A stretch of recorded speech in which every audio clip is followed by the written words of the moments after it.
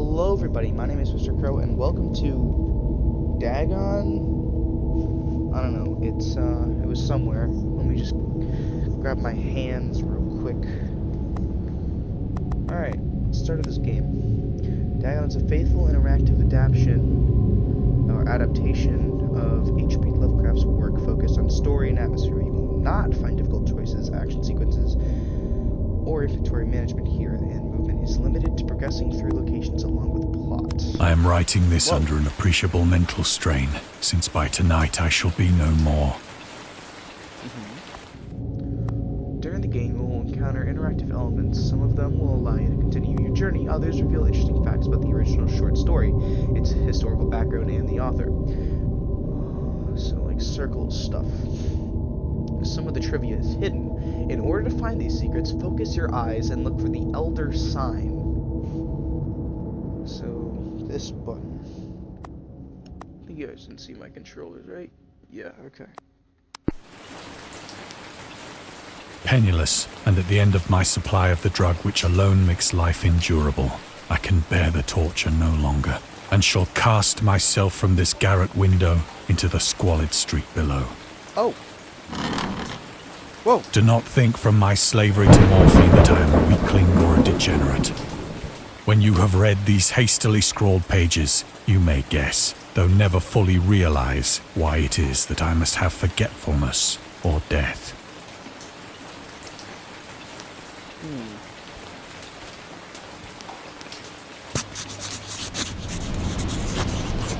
It was in one of the most open and least frequented parts of the broad Pacific that the packet of which I was supercargo fell a victim to the German sea raider.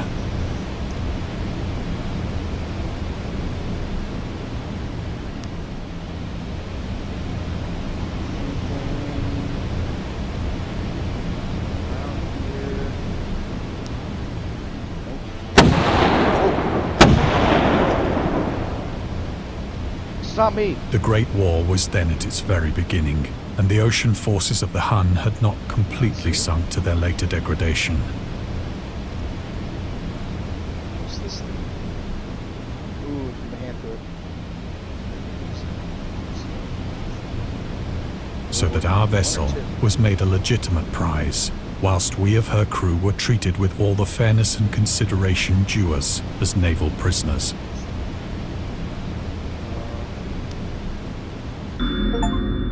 Okay, we got an achievement apparently. The Huns were Central Asian nomads who established a dominion in Europe and invaded the Roman Empire in the 5th century AD.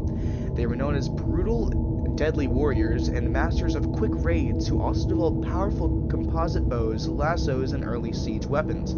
During World War I, the British used the word Hun as a synonym for Germans in order to emphasize their brutality. However, the term originated when the German Emperor Wilhelm II gave a speech to his troops on the 27th of July 1900 before they embarked to China. Should you encounter the... I should do a German accent. Should you encounter the enemy, he will be defeated. No quarter will be given. The prisoners will not be taken. Whoever falls into your hands is forfeited. Just as 1,000 years ago, the Huns under their king Attila made a name for themselves. One, not even today, makes them seem mighty in history and legend. May the name German be affirmed to you in such a way in China that no Chinese will ever again dare to look cross-eyed at a German. That was bad. I'm sorry. The refusal to take prisoners was a clear breach of the laws and customs of war adopted during the First Hague Convention of 1899. You can read the discovered trivia immediately or go back to find them later in the main menu. Turn off displaying trivia if you find that the feature distracts you from the story. This can be changed anytime in the option. Okay. Anything else? No. That way.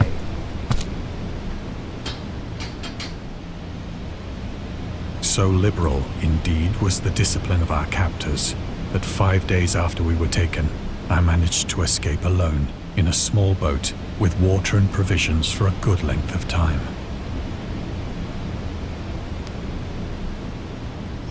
Any secrets and goodies? Nope.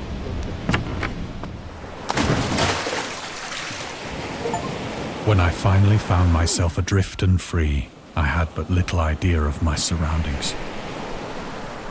Never a competent navigator, I could only guess vaguely by the sun and stars that I was somewhat south of the equator. Of the longitude, I knew nothing, and no island or coastline was in sight. Oh, it's a pretty nice night out.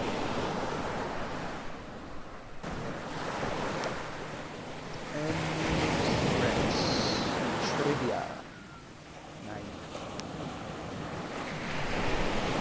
The weather kept fair, and for uncounted days I drifted aimlessly beneath the scorching sun, waiting either for some passing ship or to be cast on the shores of some habitable land.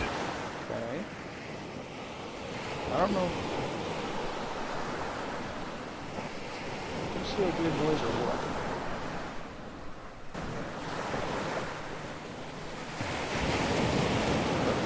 I don't know how long this is, so this might be a short episode. If it's too short, I have another game. So... But neither ship nor land appeared, and I began to despair in my solitude upon the heaving vastness of unbroken blue. I am hearing weird noises. The change happened whilst I slept. Oh? Its details I shall never know, for my slumber, though troubled and dream-infested, was continuous. Whoa! What is that thing?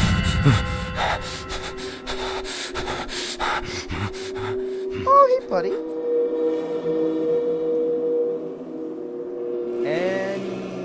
Oh, this is... disturbing. When at last I awoke, it was to discover myself half sucked into a slimy expanse of hellish black mire, which extended about me in monotonous undulations as far as I could see, and in which my boat lay grounded some distance away.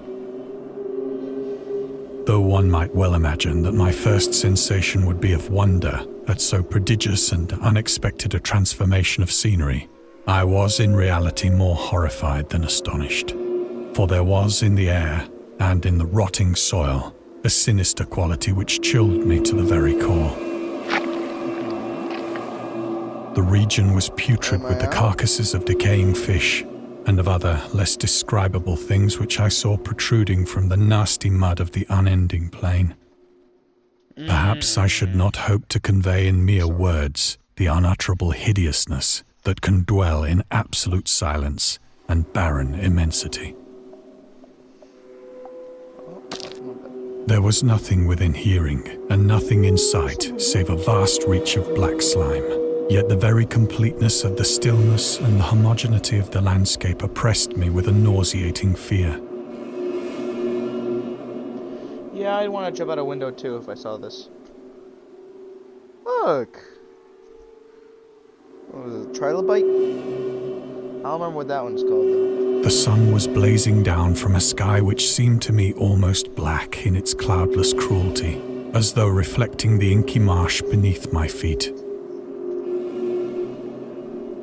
Fish. Any goodies? That's a big one. No goodies. Ew! As I crawled into the stranded boat, I realized that only one theory could explain my position. I'm dead? Through some unprecedented volcanic upheaval, a portion of the ocean floor must have been thrown to the surface, exposing regions for which innumerable millions of years had lain hidden under unfathomable watery depths. No. It would just go back down, unless it's, like, launched onto normal land. Like, if it's not launched onto normal land, then no, it'll just go. Or if it, like, the rising of it, you know, like, the magma comes in the lava and then, like, quickly solidifies, making it like a giant island or something. I don't know. So great was the extent of the new land which had risen beneath me that I could not detect the faintest noise of the surging ocean, straining my ears as I might. Nor were there any seafowl to prey upon the dead things. Ew. Oh, there's another one over here. any things to see? No. Oh. For several hours I sat thinking or brooding in the boat, which lay upon its side and afforded a slight shade as the sun moved across the heavens. As the day progressed, the ground lost some of its stickiness and... Oh, crap. As the day progressed, the ground lost some of its stickiness and seemed likely to dry sufficiently for traveling purposes in a short time. That night I slept but little, and the next day I made for myself a pack containing food and water, preparatory to an overland journey in search of the vanished sea and possible rescue. Any goodies? Secrets. Oh! The mystery of volcanic islands. Volcanic eruptions can sometimes result in the creation of islands. Most of them are transient and erode after some time, but some prove permanent. The floating pumice, porous rock created when superheated pressurized rock is ejected from a volcano, can move across long distances and transport barnacles and macroalgae that cling to it. In 2001, rafts of pumice created during the eruption of a volcano near Tonga, Polynesia, eventually reached Australia. Wow. I don't know where Polynesia is, but wow. On the third morning, I found the soil dry enough to walk upon with ease. Where's my boat? What's that thing? The odor of the fish was maddening, but I was too much concerned with graver things to mind so slight an evil, and set out boldly for an unknown goal.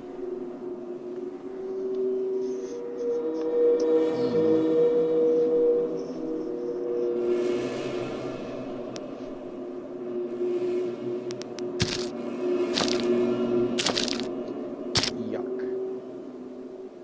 All day I forged steadily westward, guided by a faraway hummock which rose higher than any other elevation on the rolling desert. What are these things? Can I, like... Oh, my. I'm focusing my eyeballs. Nothing. There's nothing. Yeah.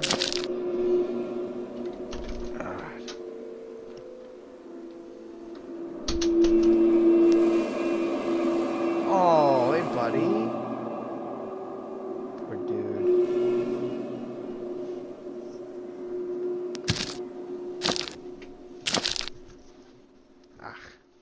That night, I encamped, Terrifying. and on the following day Terrifying. still travelled toward the hummock, though It's that object seemed terrifying. scarcely nearer than when I had first espied it.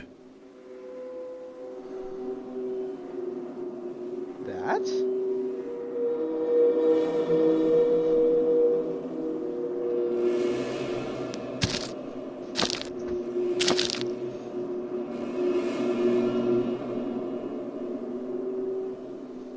By the fourth evening, I attained the base of the mound, which turned out to be much higher than it had appeared from a distance. Yeah, it's generally how An intervening valley setting it out in sharper relief from the general surface.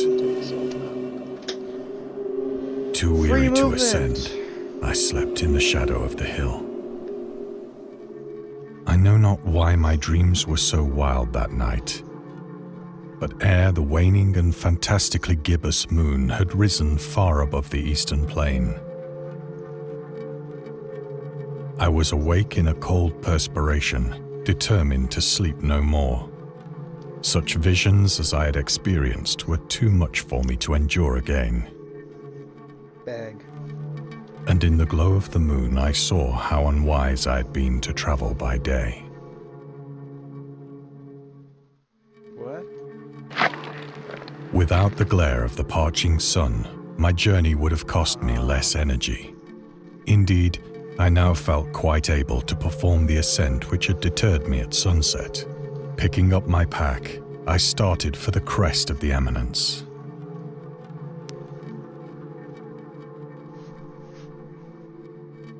Scanning. No. I have said that the unbroken monotony of the rolling plain was a source of vague horror to me. But I think my horror was greater when I gained the summit of the mound and looked down the other side into an immeasurable pit or canyon, What? whose black recesses the moon had not yet soared high enough to illumine. I felt myself on the edge of the world, peering over the rim into a fathomless chaos of eternal night. Through my terror ran curious reminiscences of Paradise Lost and of Satan's hideous climb through the unfashioned realms of darkness.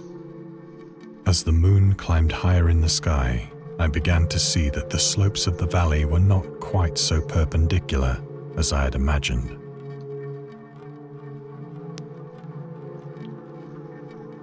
Really? No scanning thingies? I don't want to go down. Ledges and outcroppings of rock afforded fairly easy footholds for a descent, But you want to go down? whilst after a drop of only a few hundred feet, the declivity became very gradual. Disappointed.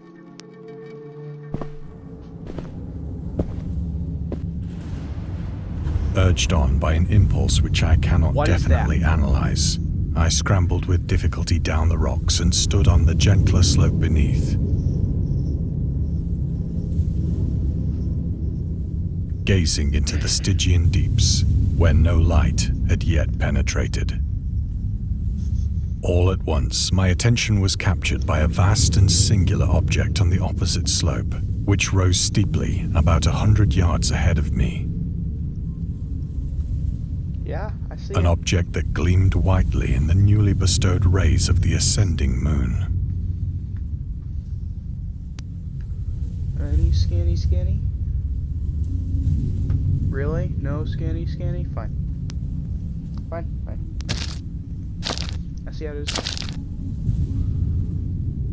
What is that? That it was merely a gigantic piece of stone, I soon assured myself. Uh-huh. But I was conscious of a distinct impression that its contour and position were not altogether the work of nature. A closer scrutiny filled me with sensations I cannot express.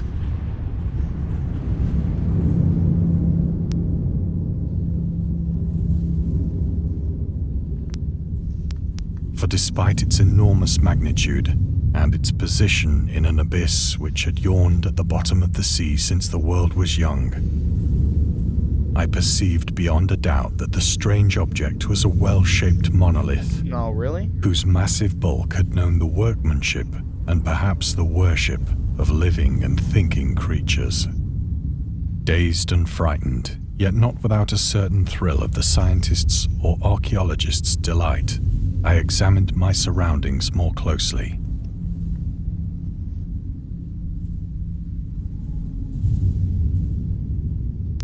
What am I on a different planet or something? Whoa! The moon, now near the zenith, shone weirdly Ah, and good vividly one. above the towering steeps that hemmed in the chasm, and revealed the fact that a far-flung body of water flowed at the bottom, winding out of sight in both directions and almost lapping my feet as I stood on the slope. No, not really. Across the chasm, the wavelets washed the base of the Cyclopean monolith, on whose surface I could now trace both inscriptions and crude sculptures.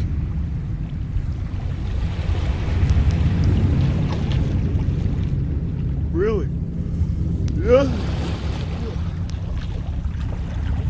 The writing was in a Well, I'm system of flying. hieroglyphics unknown to me and unlike anything I'd ever seen in books.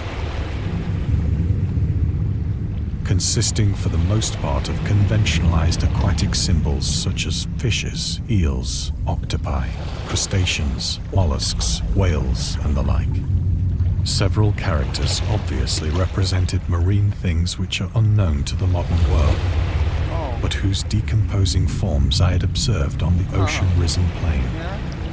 It was the pictorial carving, however, that did most to hold me spellbound.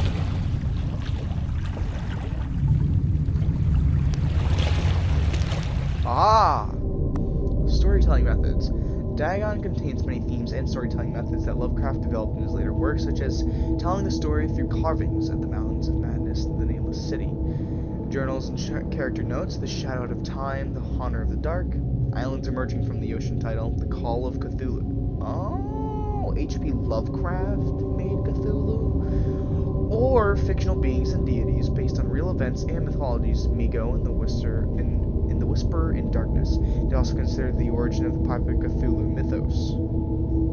What, this? Some of Lovecraft's other stories also included in a manner similar to Dagon, but let's get the details in order not to spoil the ending of them.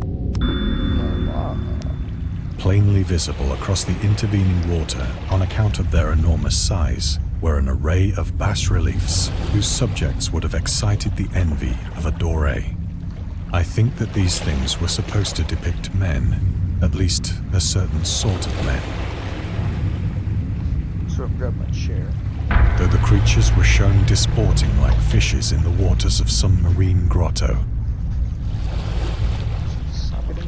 or paying homage at some monolithic shrine which appeared to be under the waves as well. Of their faces and forms I dare not speak in detail,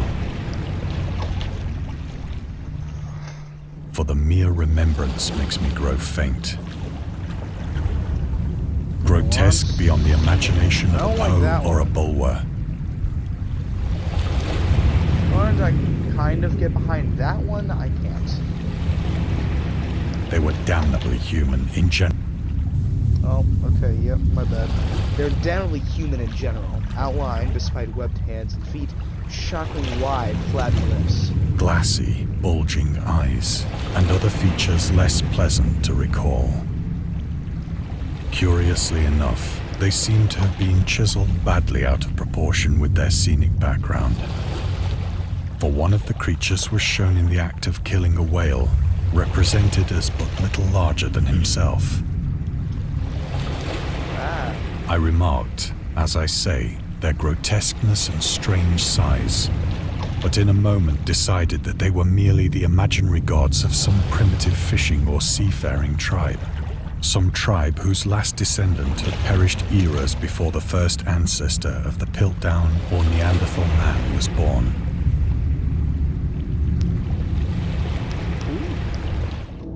Lovecraft would often use the latest scientific discoveries as inspiration for his works. He would even update his stories at the last moment in order to make sure they reflected on the latest breakthroughs. Unfortunately, this method was not without its flaws. After Lovecraft's death,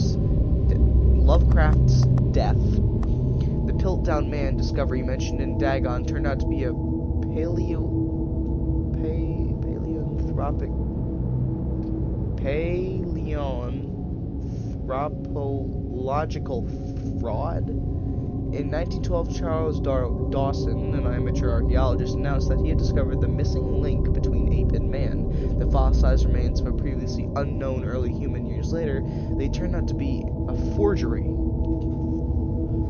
Okay then. But by that point, the fraud had already been managed to negatively affect the early research on human evolution. In the year when discovery took place, the majority of the scientific community believed Dawson indeed found the missing link. In 1953, Time magazine published evidence proving that Dawson was a con man. It turned out that the fossils of the previously unknown early human consisted of a human skull, the jaw of an orangutan, and chimpanzee teeth. Wow.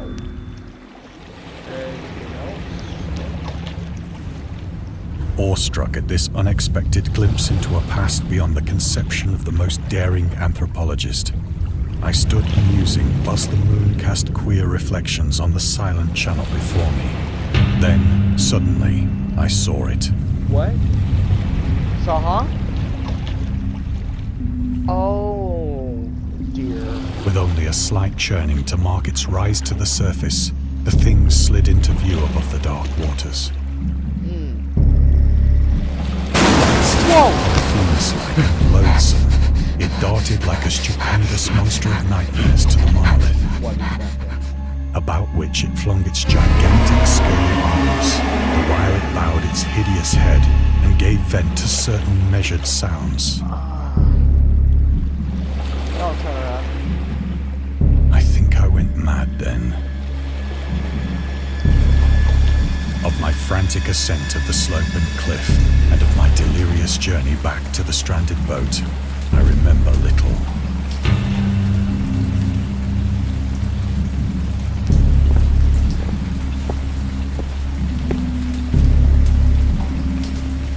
I believe I sang a great deal and laughed oddly when I was unable to sing.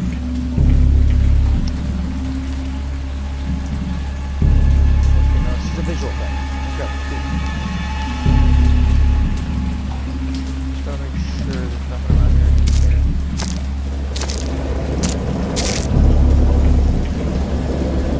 I have indistinct recollections of a great storm sometime after I reached the boat. At any rate, I know that I heard pearls of thunder and other tones which nature utters only in her wildest moods.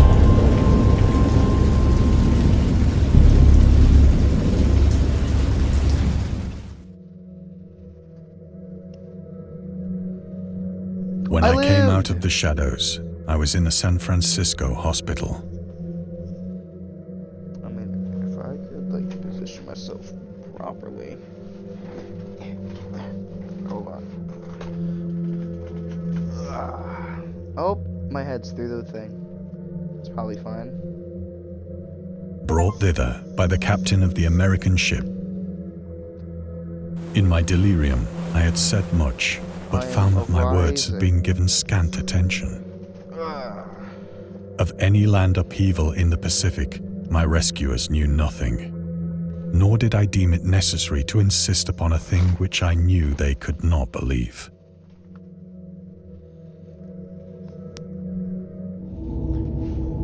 Lovecraft was a prominent figure in the world of amateur journalism. In 1915, he started publishing his own journal called The Conservative, which included political and social commentary, poetry, short stories, and literary criticism written by him and other authors. However, Howard was a skilled wordsmith, but he also took criticisms to heart, which resulted in his decision to step away from writing poetry and concentrate on weird fiction again. For the first time since his teenage years, Dagon, published in 1919, is one of the short stories written during that period. In this example excerpt from The Conservative, the master of horror fiction explains his attitude towards warfare and his idea of world peace. Why any sane human being can believe in the possibility of a universal peace is more than the conservative can fathom. Should one entire civilized world agree simultaneously to disarm, one or more nations would undoubtedly retain secret armaments and at the proper time take advantage of their more altruistic and less astute contemporaries in a wild career of conquest against unarmed victims. No country, or ever can be, above warfare until the basic impulses of the human animal shall have miraculously changed. Anything else? In 1921, Lovecraft released a series of 3 essays, The Defense Reopens, The Defense Remains Open, and Final Words. Later published his collection titled In Defense of Dagon, in which he rebuked a series of criticisms directed at his works. Some notable quotes: "I paint what I dream, and will let the public settle the rest amongst themselves. Mr. Monday asked the raison d'etre of Dagon. I will give it. Purely and simple to reproduce a mood. Its object is the simplest in all art, portrayal. The physical horrors of war, no matter how extreme and unprecedented, hardly have a bearing on the entirely different realm of supernatural terror. Ghosts are still ghosts. The mind can get more thrills from the unrealities than from realities. In the essays, Lovecraft touches upon the topics of atheism, materialism, the quest for truth, and the love of science." I love science too.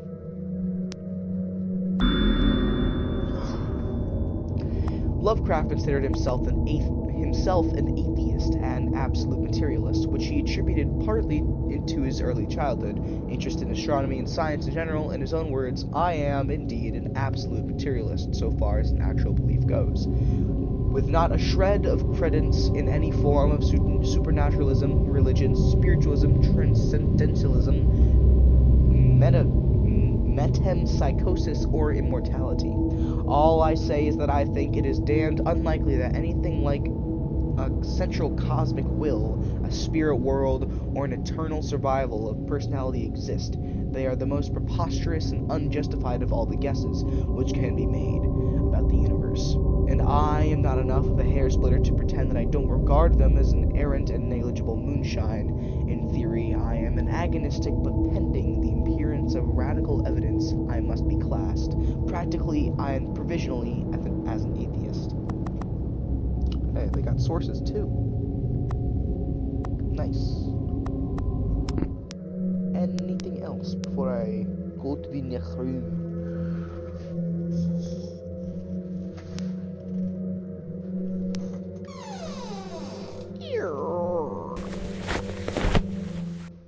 Once I sought out a celebrated ethnologist and amused him with peculiar questions regarding the ancient Philistine legend of Dagon, the fish god.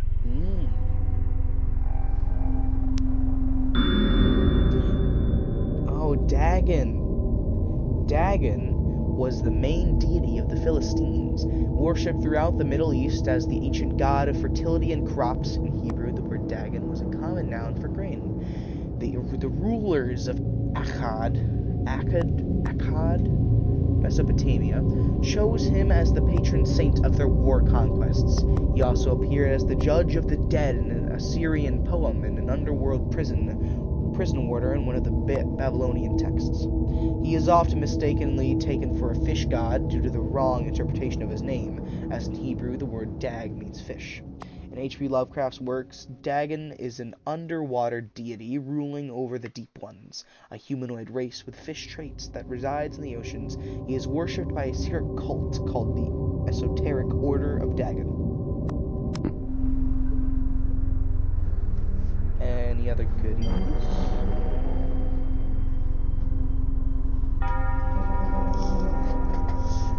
Oh, I got a chair.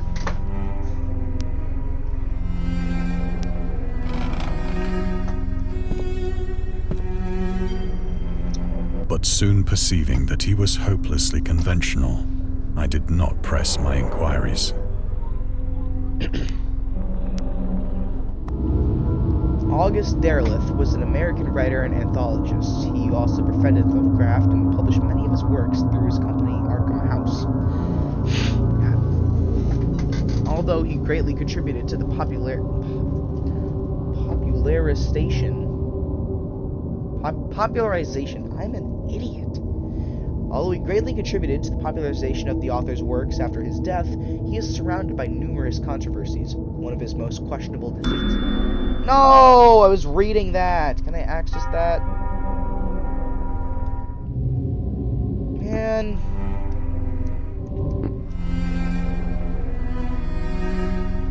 I'm an idiot. I'm an absolute idiot. I was reading that, man.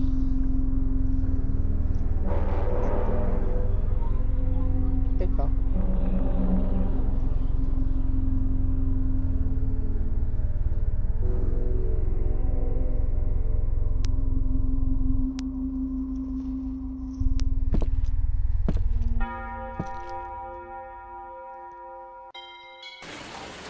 It is at night, especially when the moon is gibbous and waning, that I see the thing. I tried morphine, but the drug has given only transient surcease and has drawn me into its clutches. That's a hopeless sleep. So now I am to end it all, having written a full account for the information or the contemptuous amusement of my fellow men.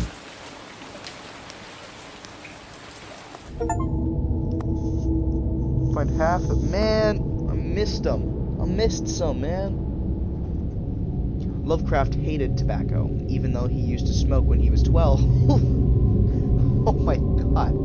In order to look and feel like an adult. In his correspondence with friend Reinhard Kleiner, and he claims that he quit as soon as he started wearing long pants. He also had a very strong opinion about alcohol, as evidenced by his letter to Zalia Brown, dated 13th February 1928. As for the matter of drinking, I have never tasted intoxicating liquor and never intend to, having a strong atheistic disgust at anything which blunts or coarsens the delicate nature and compose of the evolved human intellect and the imagination. Drinking excited my personal repugnance, hence I don't drink. Let the herd do what they will. I am rather in favor of prohibition. The prohibition of any one antisocial force as well as of any other.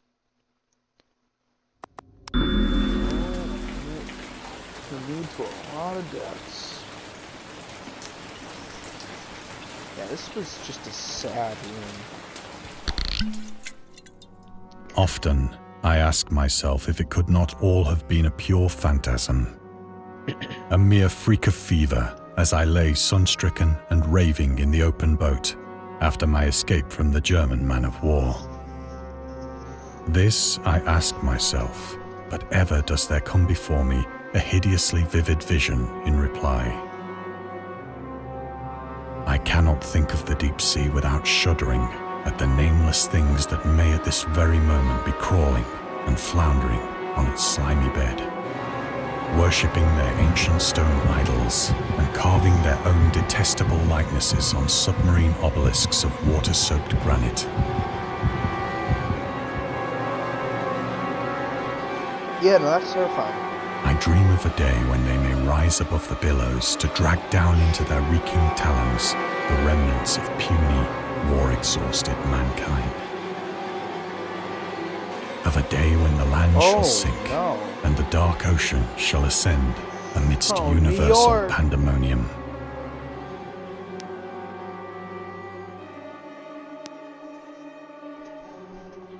There is a lot of those dudes.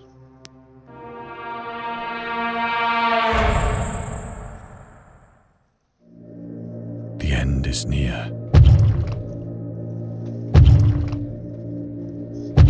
Oh. I can see that.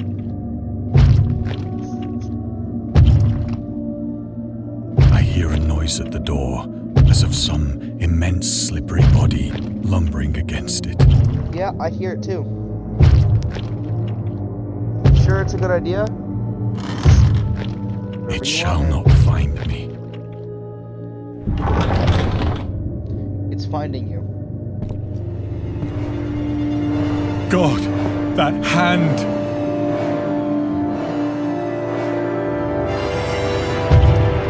The window! The window! I'm out of here.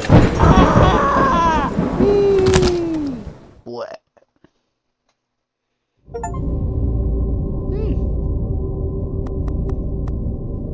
Cthulhu's bedtime stories.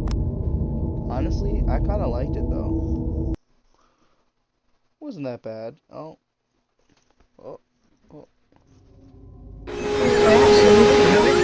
And scary stories have been accompanying men for centuries. They have many faces and forms. But what is their purpose? Why do we enjoy being afraid so much? During our therapy, I'll try to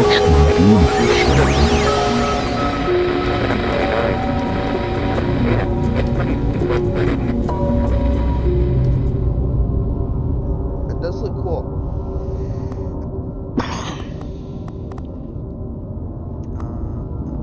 I can't see the line anymore. Oh, there we go. I missed so many.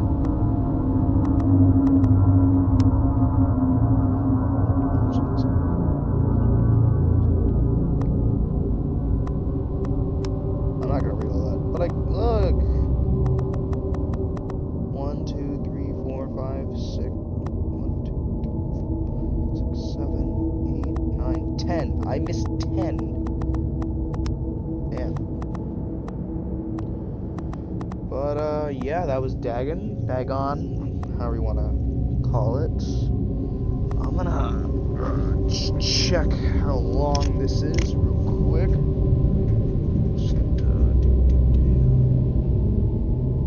Oh, you probably saw my cursor in the middle of this screen the entire time. I'm so sorry about that.